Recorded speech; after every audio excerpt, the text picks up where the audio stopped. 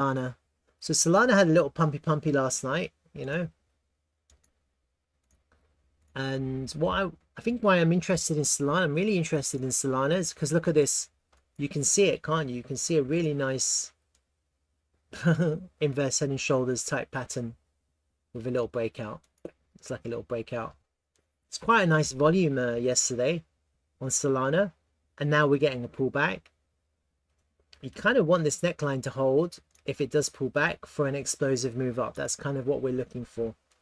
I really would love it to happen today. And one thing I don't want it to happen is just to fall back into this neckline. That would look quite bearish. Then you're probably rotating to the lows here if that happens. So that's just a commentary on the local price action. It does look like Solana is kind of following Bitcoin's accumulation pattern here, doesn't it? A little bit. So if I was to kind of do a side-by-side comparison with Bitcoin here,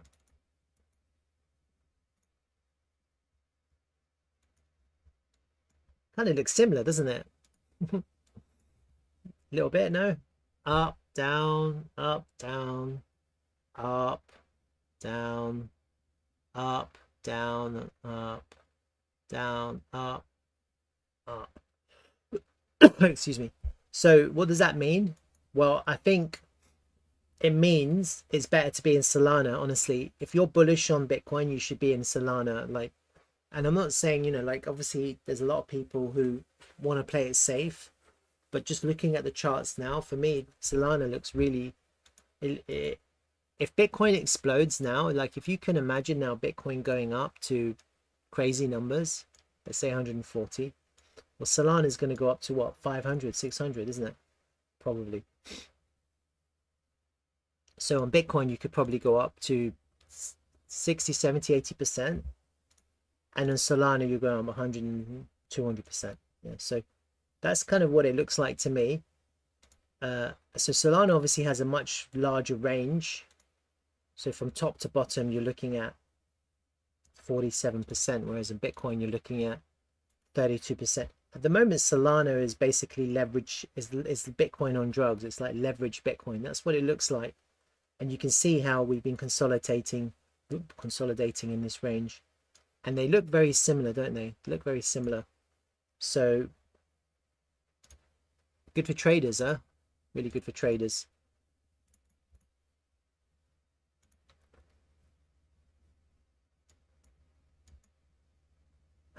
But anyway, let me have a look at Solana specifically.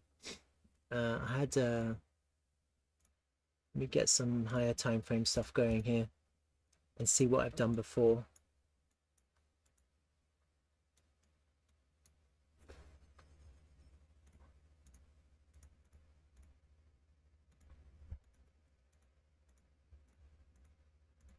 Get rid of all of these.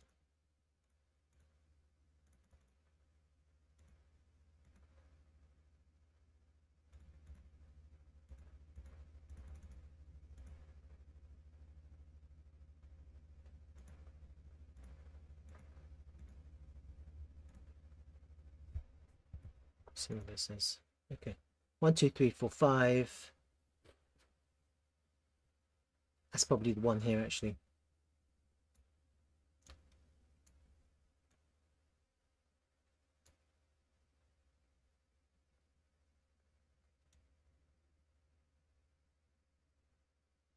Something like that.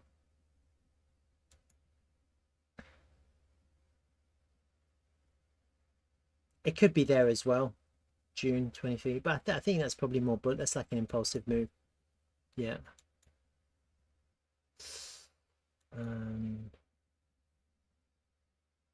See, you look at the charts and you always end up revising them, so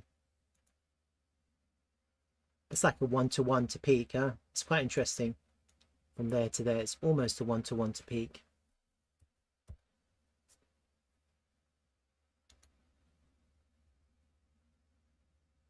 You have this impulsive wave. I wonder if this one's,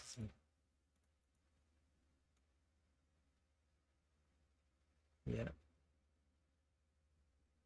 that's kind of what we're looking at. That's probably 1, 2, 3, 4, 5. It's probably 5 waves down instead of a WXY, but it doesn't really matter. Could be, that's fine as well, just to show that it's a corrective move. Not sure if this impulse has begun yet, to be honest with you. So I've got some higher targets. I've already done the analysis of 2000. I think 2100 is probably the extended target. That's kind of what I'm aiming for. And I think also the all-time high should offer some kind of resistance. So I'm looking for the next wave to take us to the all-time high.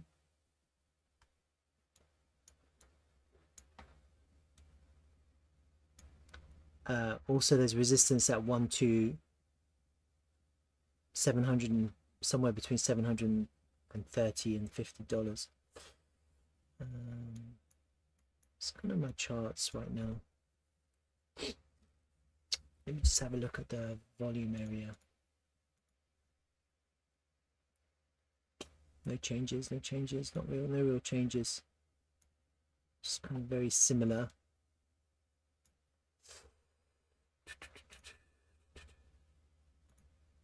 Let's just put all these into its own. Put it into there. That's better. Let's have a look at that parallel channel. All right, that's quite nice. Irrelevant, but that's quite nice. All these ones, corrective. I can get rid of these.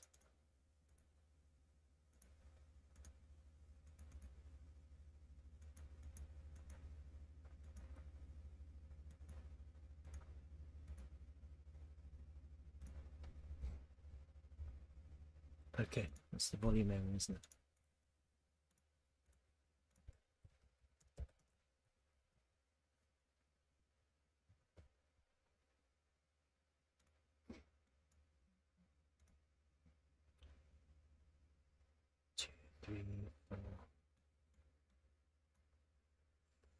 Yeah, I'm really targeting 2000.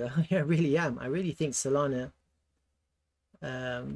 if it gets into price discovery, what you need to happen is you need to flip the all-time high.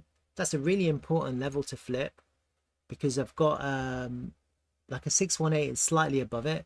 I almost want the price to go and hit the 618 and then come back to flip the all-time high, so you kind of bounce up. But I really think in price discovery we could pump all the way up to 2000, all the way up to the 2000 to 2100.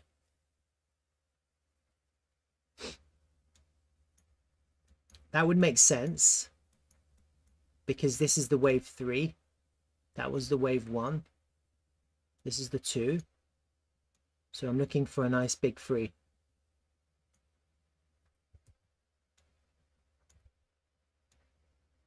Like that, and then this would be quite steep, and that would complete this. You're looking for 5 waves up, you'd complete this wave 3, and then the Solana range would now, as long as this, and then this would have to hold, this top pivot is the top of the one, this all-time high would then in the future would have to be a massive major SR flip, wouldn't it? Because you have your 1, 2, 3, 4, 5, wouldn't it? That's what you're expecting, or that's what you're thinking. 4, 5. That would be a big flip. 1, 2, 3, 4, 5. That's kind of what I'm imagining right now. And I've been on this track for a while. So as you can see, my charts, I didn't have to do them, I already had them. I'm trying to see if this impulse has begun. It doesn't really look like it, does it? I don't know. I don't really like any of this. I think we're in again, I think this is all accumulation. I don't really think the impulse has begun. It looks like it could be impulsive. You could argue, yeah, 1, 2, maybe 1, 2, 3. I don't know. I actually think when we do explode, we're going to go a little bit mental.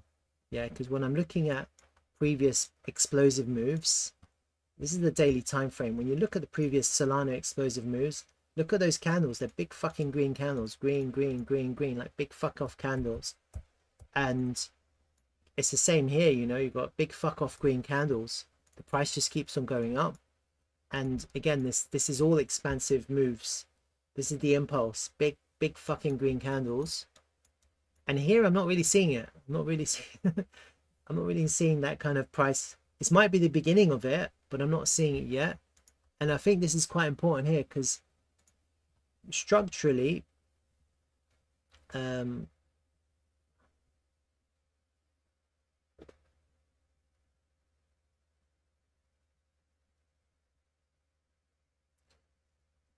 see. You see, put a lower high there, lower low. I mean, you still have to take out that high. But I think once that happens, we're flying. Honestly, I really do believe that. But what's interesting is this is actually looking like an inverse head and shoulders right now. And it looks like we've broken the neckline. And we have a little bit of volume today. Okay. And look, this is, I really like this. So I just want to show you. It looks bearish here, but I don't think it really is. Because you've got high volume red candles coming down. And the price is still quite high up, you see. So I find that to be quite bullish.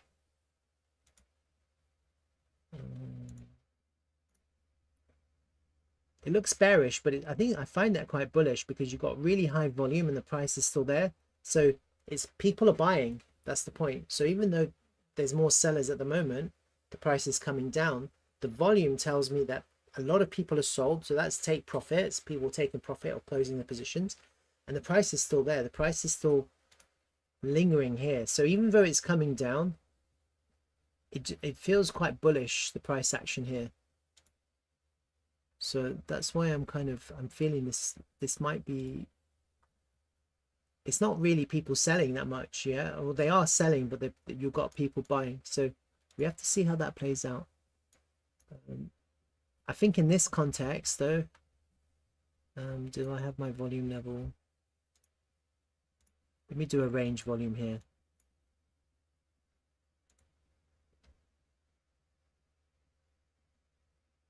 Somewhere here. And that's quite interesting. So we've closed yesterday, we closed outside the value area high.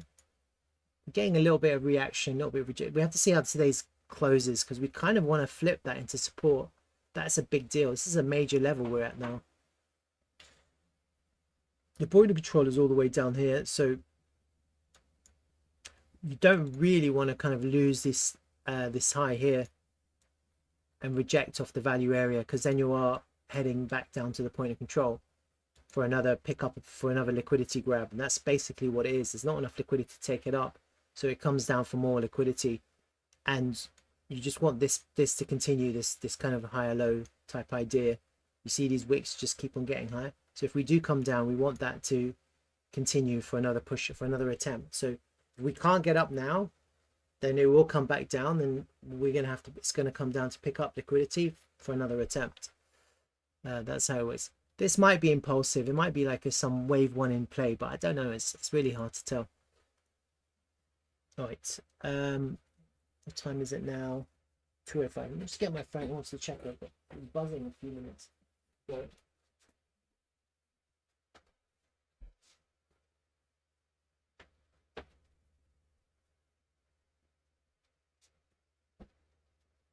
get a few phone calls.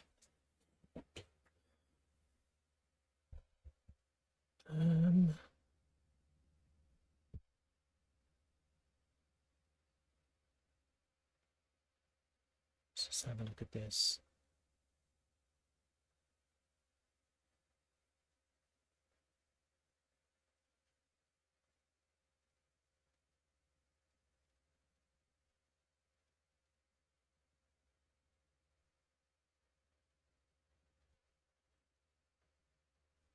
Right. So, how did we break above the value? So this is quite interesting. So before, when we broke above the value area, we had a really nice clean break. Once, twice. So this is quite interesting. We haven't really experienced this where we have a clean rejection from the value area high here. I haven't seen it here. Like looking at this range, we do clear it. quite convincingly, quite easily. So I do think we should clear it. I think if we kind of look, if you see that and that, potentially we should clear it, but we'll have to see. We'll have to see what happens.